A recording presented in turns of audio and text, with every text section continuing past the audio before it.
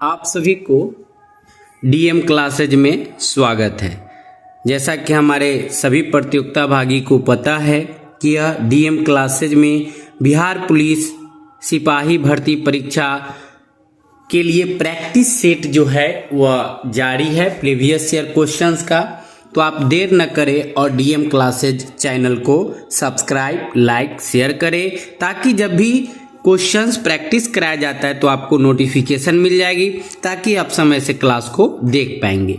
तो चलिए समय को देखते हुए जस्ट अब हम अभी आपको क्वेश्चन से स्टार्ट कर रहे हैं। यह क्वेश्चन जो है आपको साइंस का क्वेश्चन है। यह 14 तारीख चौथा महीना 2010 में एग्जाम हुआ था, उसमें पूछा हुआ यह प्रश्न है। ठीक है, तो आप स्पेशल क्वेश्चन है, यह प्रीवियस ईयर स्पेशल पूछा हुआ क्वेश्चन है जो 14/4/2010 को एग्जाम हुआ था, उसमें यह क्वेश्चन पूछा गया था। तो प्रीवियस ईयर क्वेश्चंस आपको प्रैक्टिस कराया जा रहा है, डिस्कशन कराया जा रहा है। तो आप देर न करें, क्लास को ज्वाइन करें, चैनल को सब्सक्राइब, लाइक, शेयर जरूर करें। क्वेश्चन है आपका, ध्यान दीजिएगा, फर्स्ट क्वेश्चन है वो आपको पढ़िए। टॉपिक है आपका सामान्य विज्ञान यानी जीएस से क्वेश्चन है। तो क्वेश्चन है आपका, मानक तापमान और दाब पर किसी द्रव की मात्रा प्रति इकाई आयतन कहलाता है। ऑप्शन ए है आपका आपेक्षिक भार, बी ऑप्शन है द्रव्यमान घनत्व, सी ऑप्शन है आपेक्षिक घनत्व और डी ऑप्शन है इनमें से कोई नहीं। तो बताएंगे सही जवाब आपका क्या होगा, और सही जवाब यहाँ आपका होगा ऑप्शन नंबर बी जो है वह राइट आंसर होगा, द्रव्यमान घनत्व। द्रव्यमान घनत्व जो है आपका सही जवाब है, ऑप्शन नंबर बी। चलिए आगे ध्यान देते हैं प्रश्न संख्या अब आपका दूसरा नंबर क्वेश्चन को। गिरती हुई जल की बूंदें गोल बन जाती है, जिसका कारण जल का निम्नलिखित गुण हो सकता है। जब गिरती हुई जल मतलब जल जब गिरता है तो वह गोल बन जाता है, जिसका कारण क्या है, यह जल का निम्नलिखित गुण बताना है। ऑप्शन ए आपका पृष्ठ तनाव, बी ऑप्शन है संपीड्यता, सी ऑप्शन है केशिकता और डी ऑप्शन आपका विस्कासिता। बताइएगा सही जवाब आपका क्या होगा। प्रश्न संख्या दूसरा नंबर क्वेश्चंस की जवाब दीजिएगा कि दूसरे नंबर क्वेश्चंस की जो जवाब है वह सही जवाब आपका क्या होगा। सभी लोग क्लास को, चैनल को सब्सक्राइब, लाइक, शेयर जरूर करेंगे।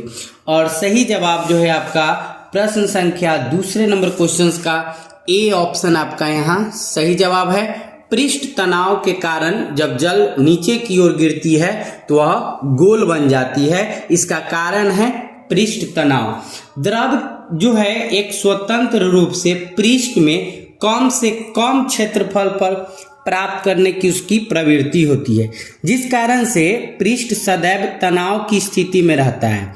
इसे ही पृष्ठ तनाव कहते हैं। ठीक है, जैसे आप देखते हैं कि वर्षा की बूंद गोला हो जाता है, इस सब का कारण जो है पृष्ठ तनाव ही है। और पृष्ठ तनाव का जो एसआई मात्रक होता है, ध्यान दीजिएगा, अगर पृष्ठ तनाव का आपसे एसआई मात्रक पूछ दे तो इसका एसआई मात्रक होता है न्यूटन पर मीटर। इसका एसआई मात्रक होता है न्यूटन पर मीटर होता है।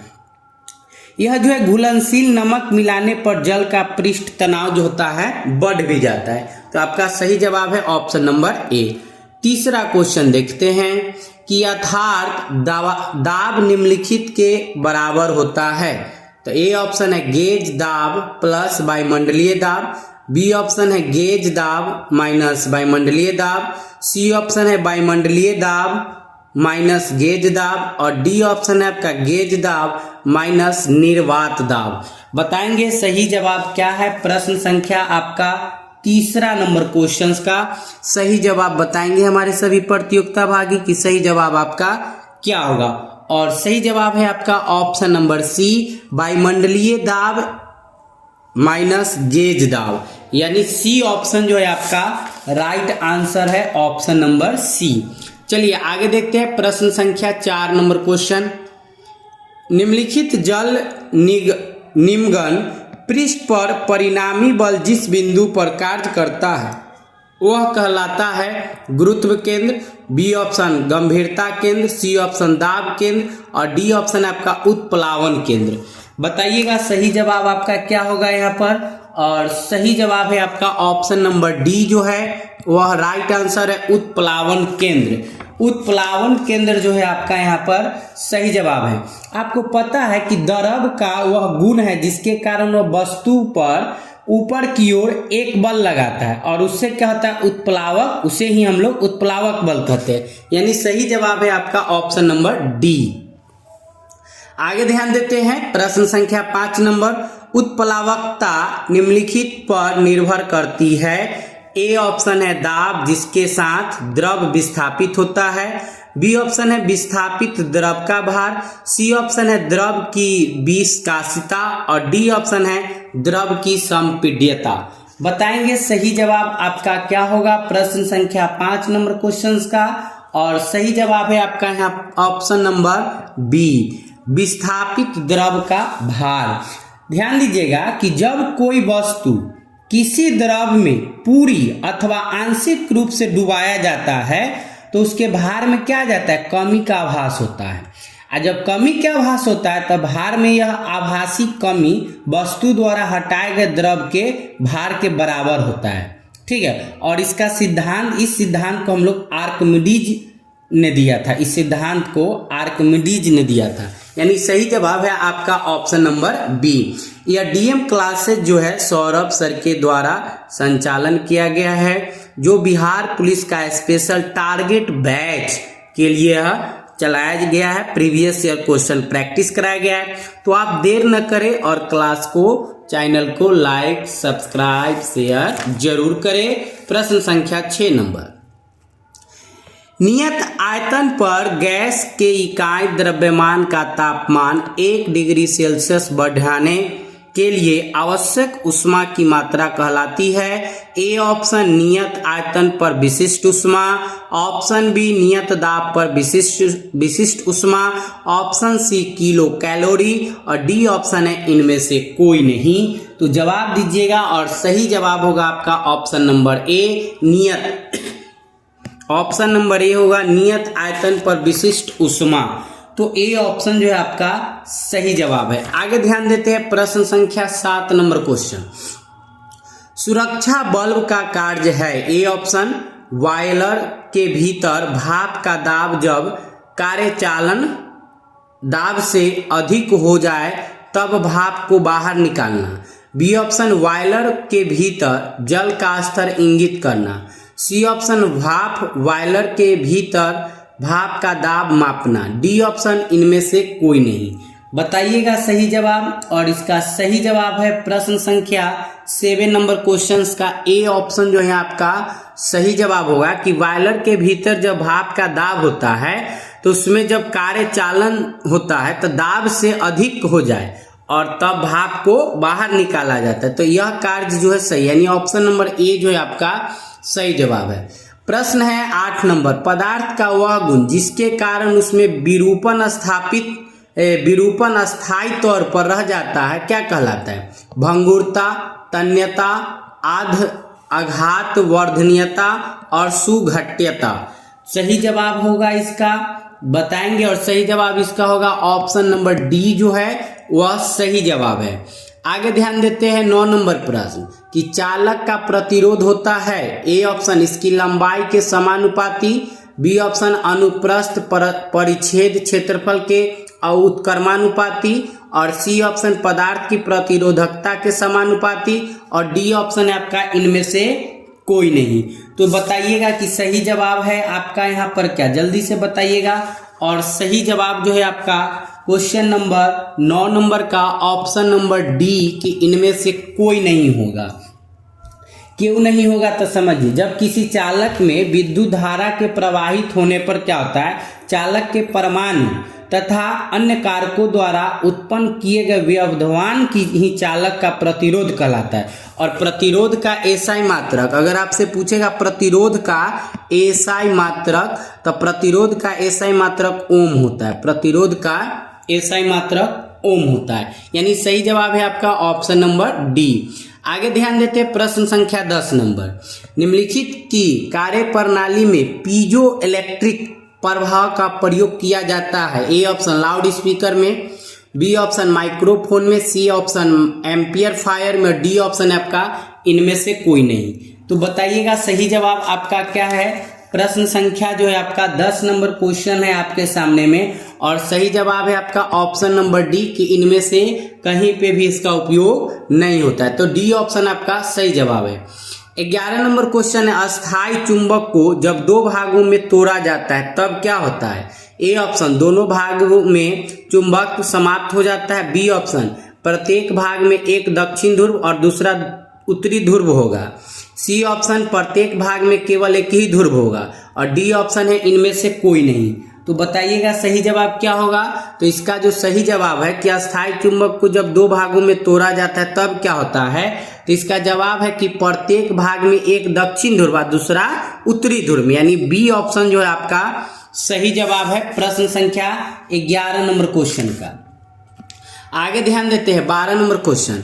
विद्युत परिपथ में निम्नलिखित मापने के लिए अमीटर का प्रयोग किया जाता है। अमीटर क्या मापता है, धारा को, वोल्टता को, पावर को, ऊर्जा को, किसको मापता है बताइएगा। और सही जवाब है आपका ए ऑप्शन कि यह धारा को मापता है। विद्युत परिपथ में अमीटर जो है यह धारा को मापता है। आपको पता है कि विद्युत धारा को एम्पियर के मापने के लिए अमीटर यंत्र का प्रयोग किया जाता है, और इस परिपथ में सदैव श्रेणी क्रम में लगाया जाता है। यह एक जो है एक आदर्श अमीटर का प्रतिरोध जो होता है, आदर्श मीटर का जो प्रतिरोध होता है वह हमेशा शून्य होता है। क्या होता है, शून्य होता है, यानी 0 होता है। ठीक है, और यह घरेलू परिपथ में समांतर श्रेणी में लगाया जाता है। यह घरेलू परिपथ में समांतर श्रेणी में लगाया जाता है। आगे ध्यान देते हैं 13 नंबर क्वेश्चन। 13 नंबर क्वेश्चन है, उच्च तापमान निम्नलिखित द्वारा नापे जाते हैं। पारद थर्मामीटर, बी ऑप्शन प्लेटिनियम प्रतिरोध थर्मामीटर, सी ऑप्शन ताप विद्युत पायरोमीटर, और डी ऑप्शन इनमें से कोई नहीं। बताएंगे कि सही जवाब आपका क्या है प्रश्न संख्या 13 नंबर क्वेश्चन का। और सही जवाब है आपका ऑप्शन नंबर सी जो है वह सही जवाब है। ऑप्शन नंबर सी आपका राइट आंसर। पायरोमीटर जो होता है यह दूर स्थित वस्तु के ताप को मापा जाता है। जैसे सूर्य का ताप हो गया, इसके द्वारा 800 डिग्री सेल्सियस से ऊंचे ताप मापा जाता है। कितना डिग्री, तो ध्यान दीजिए यह 800 डिग्री सेल्सियस से अधिक ताप को भी मापता है, यानी ऑप्शन नंबर सी जो है आपका सही जवाब है। आगे ध्यान देते हैं, मानव शरीर से गुजरने वाली धारा का परिमाण यदि निम्नलिखित हो तब आघात की अनुभूति नहीं होगी। ए ऑप्शन 1 MA से कम, बी ऑप्शन 1 से 8 MA, सी ऑप्शन 8 से 15 MA, और डी ऑप्शन 15 से 20 MA। बताइएगा सही जवाब आपका 14 नंबर क्वेश्चन का, और सही जवाब है आपका ऑप्शन नंबर सी जो है यहाँ पर सही जवाब है। अब आगे देखते हैं 15 नंबर क्वेश्चन आपके सामने में। विद्युत माप यंत्रों में विद्युत ऊर्जा निम्नलिखित में रूपांतरित होती है। रासायनिक ऊर्जा, यांत्रिक ऊर्जा, प्रकाश ऊर्जा, ऊष्मा ऊर्जा। बताइएगा सही जवाब आपका क्या है 15 नंबर क्वेश्चन का। और सही जवाब है जो आपका 15 नंबर प्रश्न का वो सही जवाब है ऑप्शन नंबर बी, या यांत्रिक ऊर्जा जो है आपका सही जवाब है। यानी आपको पता है कि विद्युत सेल जो है रासायनिक ऊर्जा को विद्युत ऊर्जा में परिवर्तित कर, जैसे मोमबत्ती रासायनिक ऊर्जा को प्रकाश ऊर्जा में। जैसे आपको पता है कि जब मोमबत्ती जो होता है, मोमबत्ती, यह मोमबत्ती जो है रासायनिक ऊर्जा को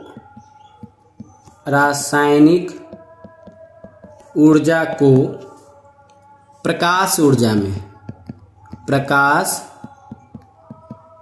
ऊर्जा एवं ऊष्मा ऊर्जा में, और सोलर जो होता है, ध्यान दीजिएगा, सोलर जो होते हैं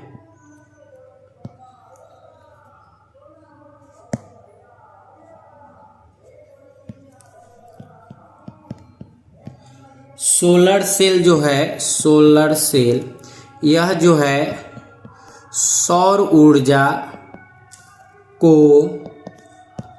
ऊर्जा को विद्युत ऊर्जा विद्युत ऊर्जा में। और विद्युत आगे देखिएगा विद्युत मोटर, विद्युत मोटर यह क्या है? विद्युत ऊर्जा को यांत्रिक ऊर्जा, विद्युत ऊर्जा को यांत्रिक ऊर्जा में। और डायनमो है, डायनमो यह जो है आपका यांत्रिक ऊर्जा को विद्युत ऊर्जा में रूपांतरित करता है। यानी सही जवाब जो है इस प्रश्न का ऑप्शन नंबर बी जो है वह सही जवाब है। आगे ध्यान देते हैं हम लोग प्रश्न संख्या 16 नंबर क्वेश्चन। चंद्रमा के पृष्ठ पर अंतरिक्ष यात्री एक दूसरे से बात क्यों नहीं कर सकते? एक दूसरे से यह बात क्यों नहीं करते हैं? ए ऑप्शन क्योंकि ध्वनि तरंगों का अवशोषण हो जाता है। बी ऑप्शन क्योंकि ध्वनि तरंगे निर्वात में आगे बढ़ नहीं सकती है। सी ऑप्शन क्योंकि चंद्रमा के पृष्ठ के समीप तापमान बहुत अधिक होता है। डी ऑप्शन है इनमें से सभी। बताइएगा सही जवाब क्या होगा? तो सही जवाब होगा आपका ऑप्शन नंबर बी जो है यह सही जवाब है, क्योंकि ध्वनि तरंग जो होता है निर्वात में आगे बढ़ नहीं सकती है, इसीलिए। यानी बी ऑप्शन आपका सही जवाब है। आपको पता है कि चंद्रमा पर वायुमंडल नहीं होने के कारण अंतरिक्ष यात्री एक दूसरे से बात नहीं कर सकते, क्योंकि ध्वनि तरंग निर्वात में नहीं चल सकती है। यानी आपका सही जवाब है प्रश्न संख्या 16 का बी ऑप्शन सही जवाब है। आपको पता है कि वायु में ध्वनि की जो चाल है, ध्वनि की जो चाल होता है वह 322 मिनट पर सेकेंड होता है, 322 मिनट पर सेकेंड होता है। सही जवाब है आपका ऑप्शन नंबर बी। 17 नंबर क्वेश्चन। पित्तल निम्नलिखित की एक मिश्र धातु है। ए ऑप्शन कॉपर और टीन, बी ऑप्शन कॉपर और जिंक, सी ऑप्शन कॉपर और निकिल और डी ऑप्शन एल्युमिनियम और मैग्नीशियम। बताएंगे 17 नंबर क्वेश्चंस का सही जवाब आपका क्या होगा? और सही जवाब होगा ऑप्शन नंबर बी कॉपर और जिंक जो है आपका सही जवाब है। आगे ध्यान देते हैं प्रश्न संख्या 18। कोई इलेक्ट्रॉन जब किसी चुंबकीय क्षेत्र से होकर गुजरता है तब क्या होता है? ए ऑप्शन इसकी ऊर्जा में वृद्धि होता है, बी ऑप्शन इसका वेग बढ़ जाता है, सी ऑप्शन वेग और ऊर्जा बढ़ जाता है, डी ऑप्शन वेग और ऊर्जा नियत रहते हैं। तो बताइएगा सही जवाब आपका क्या होगा? प्रश्न संख्या 18 नंबर क्वेश्चन आपके सामने में है। प्रश्न संख्या 18 नंबर जवाब दीजिएगा सही जवाब आपका क्या होगा? और सही जवाब है आपका ऑप्शन नंबर डी जो है वेग और ऊर्जा नियत रहते, यानी डी ऑप्शन जो है आपका सही जवाब है प्रश्न संख्या 18 नंबर क्वेश्चन का। आगे ध्यान देते हैं 19 नंबर क्वेश्चन।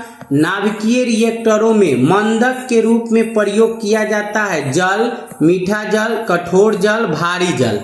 बताइए क्या जवाब होगा? तो सही जवाब होगा ऑप्शन नंबर डी, यानी नाभिकीय रिएक्टर के मंदक में जो भारी जल पाया जाता है, यानी डी ऑप्शन आपका सही जवाब है। आगे ध्यान देते हैं हम लोग प्रश्न संख्या 20 नंबर क्वेश्चन आपके सामने में।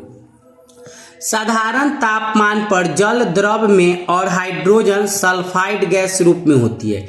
इसका कारण निम्नलिखित में की विद्यमानता है। ए ऑप्शन जल में संयोजकता बंध, बी ऑप्शन हाइड्रोजन सल्फाइड में आयनीय बंध, सी ऑप्शन हाइड्रोजन सल्फाइड में हाइड्रोजन बंधन और डी ऑप्शन हाइड्रोजन बंधन।